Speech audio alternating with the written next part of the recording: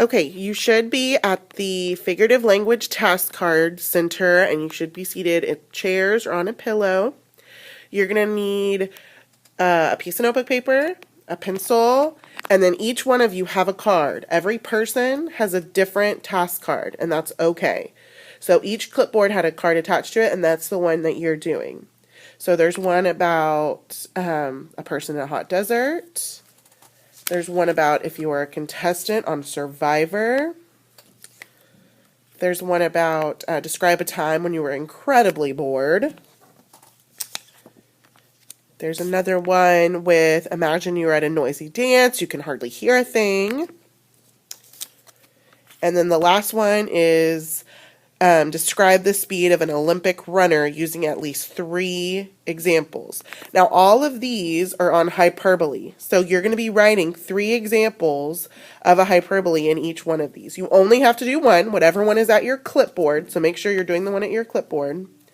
But in every one, you have to have 3 examples of a hyperbole. Now, on each card, it has a reminder of what a hyperbole is. A hyperbole is an intended exaggeration for effect.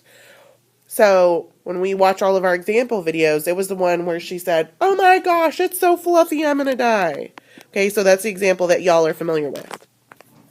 Now, once you get your task card and you have your clipboard, you're going to start writing your example. Okay, so you have to write a paragraph. Now, how many sentences is a paragraph? I'm going to write on here. Remember, a paragraph is 3 to 5 sentences. So your paragraph needs to be 3 to 5 sentences, okay? All right. Also know that you have to have 3 examples of a hyperbole. How many? 3. So 3 examples of a hyperbole in your writing. Okay? Remember, you need a title, your paper, whatever your example is. So if your example is noisy dance, then your title needs to be noisy dance. Okay? If you're using a different card, then you just use whatever your topic is. So if you're writing on Olympic runner, your title should be Olympic runner.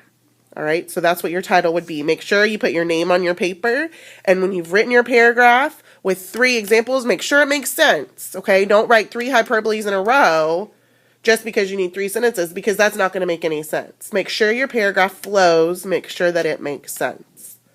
Okay, when you're done, you'll turn it into the box.